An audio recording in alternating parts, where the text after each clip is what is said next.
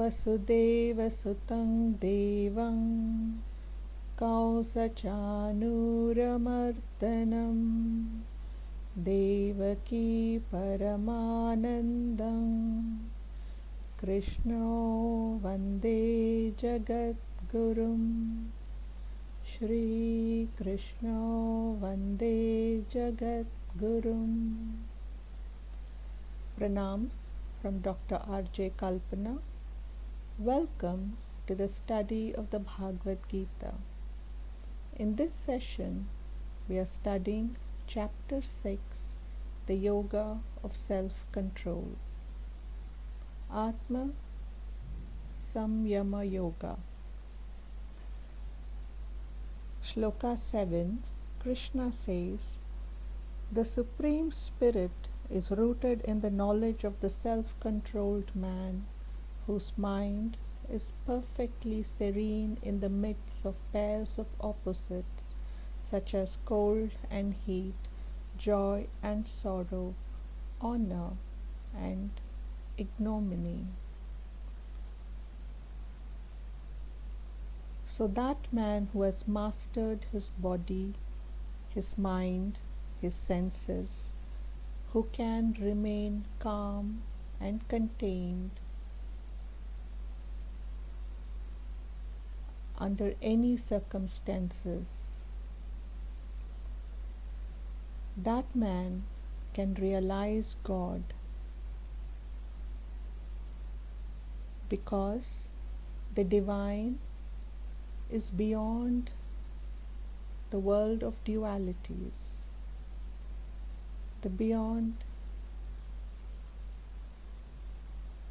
the world of nature. The divine is perfectly balanced, containing within itself all the elements of duality and yet transcending them. And therefore, we can only realize divine when our mind is disciplined, when the impulses of our body is controlled,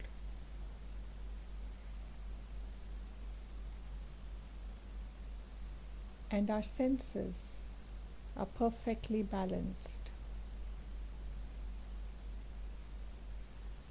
And then we will be able to perceive the divine, we will be able to realize God, we will be able to experience the divine presence within ourselves. Because here Krishna brings in the omnipresent nature of the divine by saying that the Supreme Spirit is rooted in the knowledge of the self-controlled man. So the divine can only be perceived through the mastery of the senses, because the divine is omnipresent and perceptibly pervades every atom and cell of our body. Shloka 8. The yogi whose mind is stated with jnana, knowledge of nirguna Brahma, and vijnana, knowledge of saguna Brahma, who is unmoved under all circumstances, whose senses are completely mastered, and to whom earth, stone, and gold are all alike, is spoken of as a God-realized soul. So here Krishna defines what does it mean to realize God. So that God-realized soul is a yogi whose mind is able to grasp the abstract glory of the formless and attributeless nature of the divine, the unmanifested reality the Vedas call Nirguna Brahma, and whose mind also is able to understand the various manifestations of the divine as the manifested divinity the Vedas call Saguna Brahma, and who has no desires left in him anymore. So there are nothing, no wishes, no expectations that motivates him, whose senses are completely and thoroughly mastered, and to whom the earth, gold, and stone all have the same qualities. And such a person is defined as a God realized soul, because such a person is able to feel and see the presence of the divine in everything and everyone around him as the unmanifested reality and as the manifested divinity. Shloka 9. He who looks upon well-wishers and neutrals, as well as mediators, friends and foes, relatives and objects of hatred, the virtuous and the sinful, with the same eye stands supreme. And here Krishna once again reiterates what it means to have a balanced equanimity, what it means to be in a same serene temperament and equipoise, meaning to look upon the well-wishers and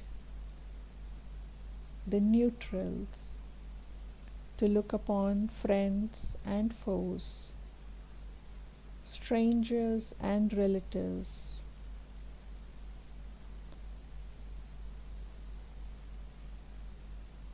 and to treat everyone with the same respect, having no distinction between them in terms of behavior. And that person is deemed to be supreme because of his impartial nature, since he sees the divine everywhere in all beings. So his conduct remains the same. A beggar on the street is accorded the same respect and honor as a guru. So there is no value judgment and no concept of diversity.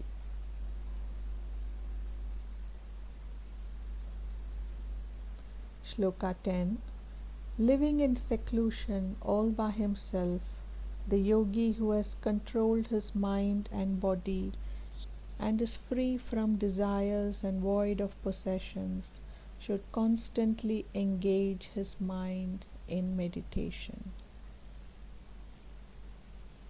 And so here, for the first time, Sri Krishna introduces us to the science of meditation. And the first step in this is to live in seclusion all by himself. Control mind and body, become free from any desires, have no possessions, and single-mindedly engage the mind in meditation. Now please make a note here that the science of meditation as is defined in the Bhagavad Gita that we are going to look in the coming shlokas is the yoga of Patanjali, and therefore its roots go back far into antiquity. The sages, the rishis of the yore have meditated under such conditions and have achieved their goals. Now, in modern times, we have heartfulness meditation, which does not require such austerities, where one can achieve one's goal with the presence of a master of caliber, which follows the Raja Yoga school of meditation. And we will look at this form of yoga also in the upcoming chapters. Shloka 11, Krishna says, having firmly placed his seat in a spot which is free from dirt and other impurities, with the sacred kusha grass, a deer skin, and a cloth spread thereon, one below another, the kusha below, the deer skin in the middle, and the cloth uppermost, neither very high nor very low. The first step in the practice of meditation is to select a place for meditation. And so here Krishna explains the ancient technique of using the kusha grass, a deer skin, and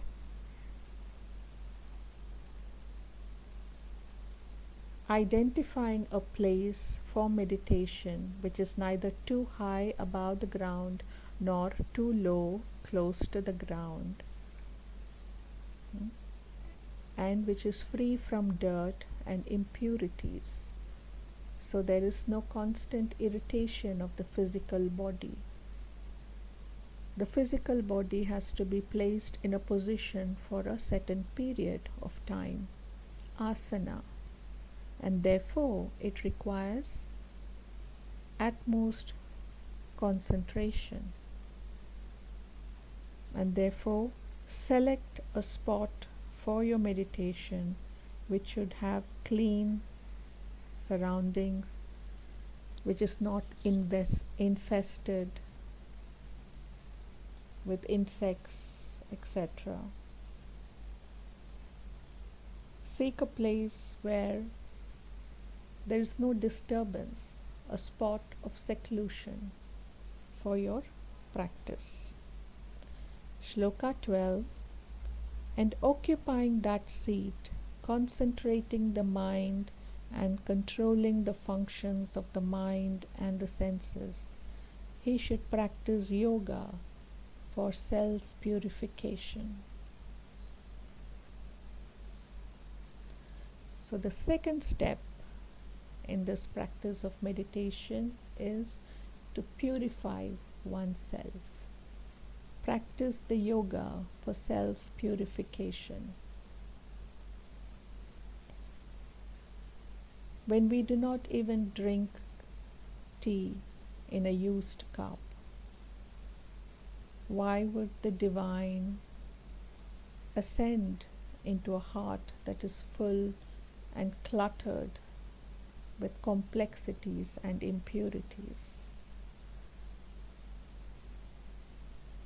where we do not even use the same plate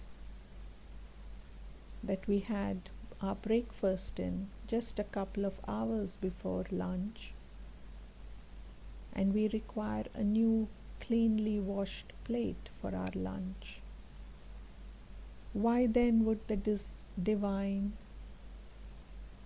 descend into a heart that is full of ego and desires? So therefore, maintain purity of body and mind. So having selected a place for meditation and occupying that place of meditation, Krishna goes on to speak about the pranayama and asanas of Patanjali's Yoga Sutras. So he says, first, control your mind. Do not let your thoughts drag you all over the place. Focus your mind. Have only one thought in your head, the thought of the divine. Control the senses. And that is why we sit with our eyes closed in meditation, because the journey is not external, it is internal. We shut down our senses. And then practice self-purification.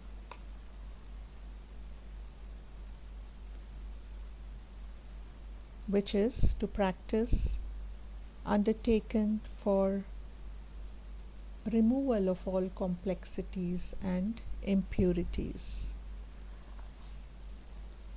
Shloka 13. Holding the trunk, head and neck straight and steady, remaining firm and fixing the gaze on the tip of his nose without looking in other directions. And so here Krishna gives us the posture, the asana that is required for us to adopt for practicing meditation.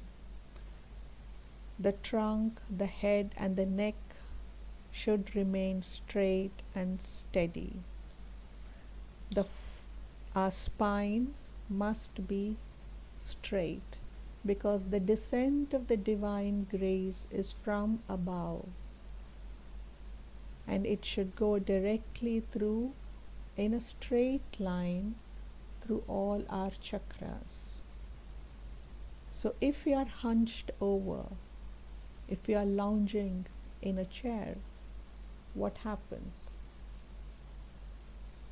The descent of the energy might be straight, but once it reaches the tip of our head, then it doesn't flow in a straight line. So there is a very real chance of us blocking the flow of the energy. And so therefore maintain a straight and steady posture, remaining firm and fixing the gaze on the tip of the nose. Focus only on the tip of the nose and in no other direction. Again, as I mentioned earlier, these are ancient yogic practices.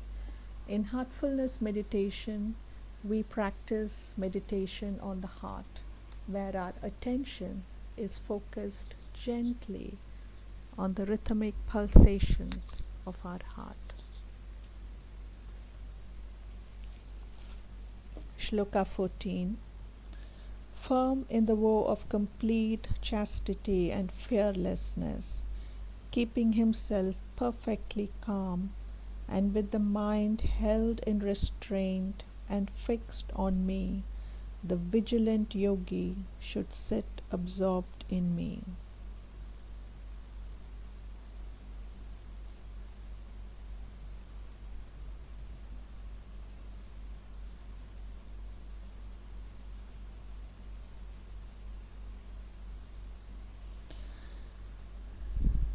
In the woe of complete chastity, again, purity of body and purity of mind is called upon in this shloka. Now, one of the reasons for chastity, a spiritual secret, is that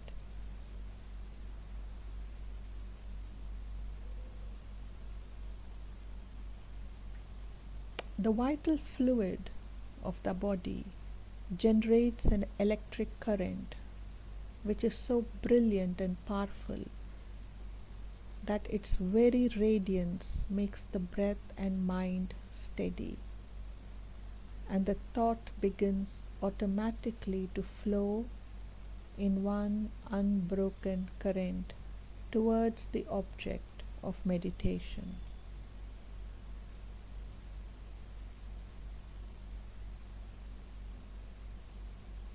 Nowadays, people fail to meditate. They have various challenges, complaining of an inundation of thoughts, right? They are not able to fix their mind on the object of meditation because they have not been able to conserve this vital energy that can be channelized towards helping us achieve our goal of merger with the divine. Expenditure of this energy would leave us weak and confused. And also, even the grihaprasthas, the householders, they can lead a self-regulated life and thereby also achieve a modicum of conservation of their vital energy. Now here, Krishna has used the word fearless, firm in the vow of complete chastity and fearless. Now one might very well ask, why is there any cause for fear in meditation?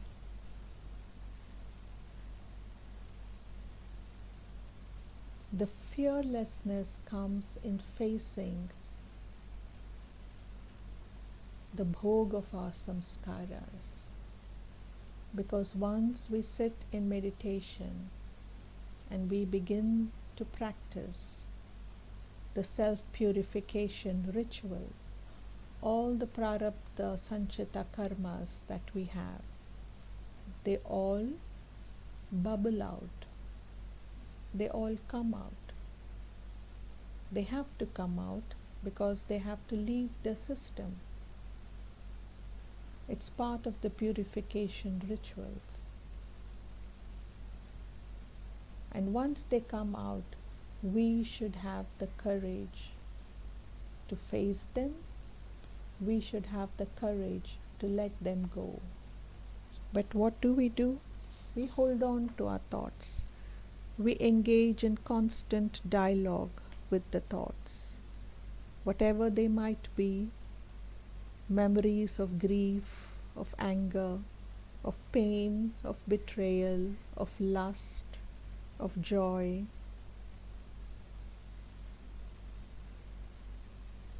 And therefore, the yogi must be firm in his sankalpa, firm and resolute in his faith that no matter what happens, his mind will remain focused on the divine goal. And therefore Krishna says, the vigilant yogi should sit absorbed in me. Note the use of the word vigilant. Constant attention, alertness towards even the slightest of impure thought that we might have during our meditation, which must be banished to the outer realms, because they only come to tempt us towards distractions, or they only come to induce fear in us that we are missing out on all the worldly pleasures of life. And therefore, the yogi practicing meditation must sit firm in his goal.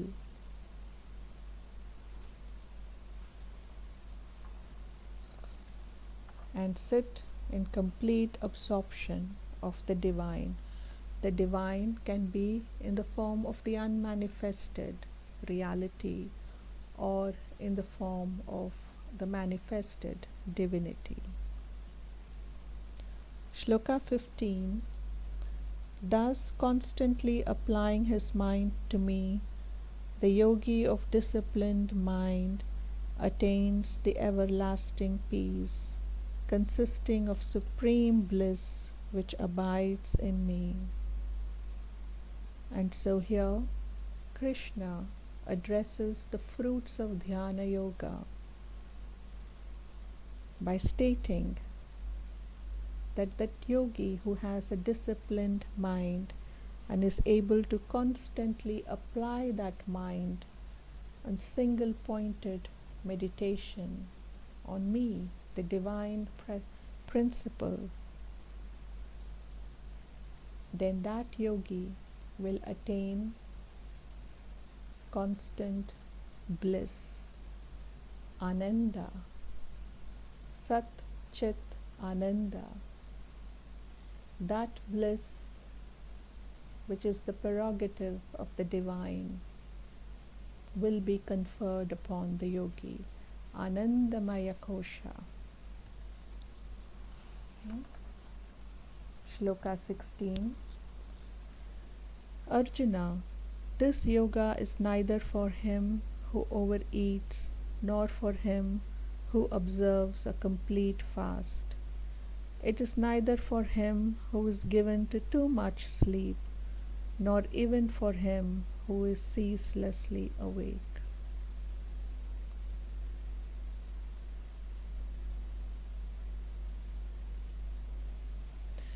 And so here Krishna prescribes the regulation of sleep and food intake that a practitioner of Dhyana Yoga must have. One who neither overeats or has complete fast, who neither oversleeps or is constantly awake. This is not the path for a man such as him. Because either of these two extremes produces results which are not conducive for meditation.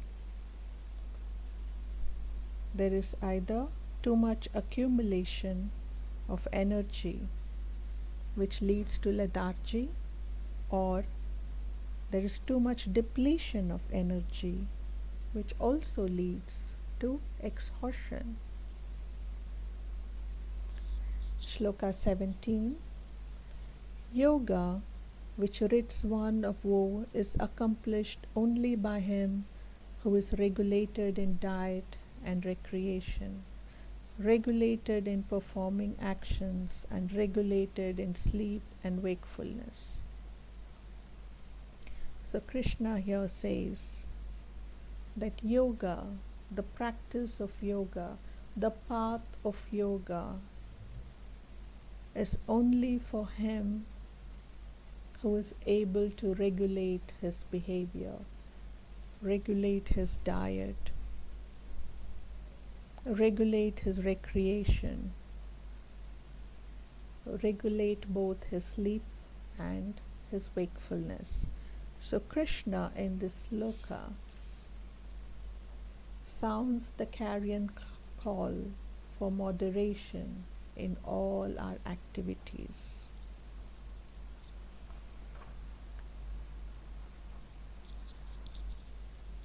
Shloka 18.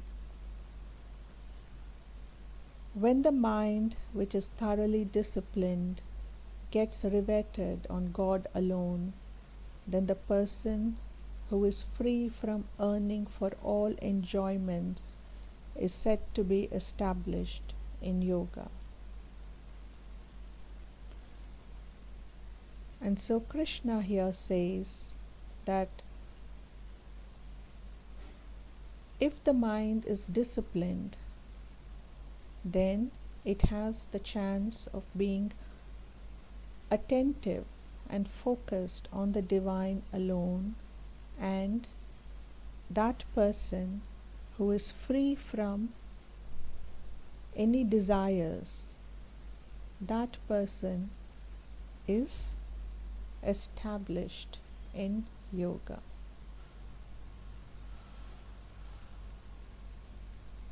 The condition of yoga will become fully manifest within such a man.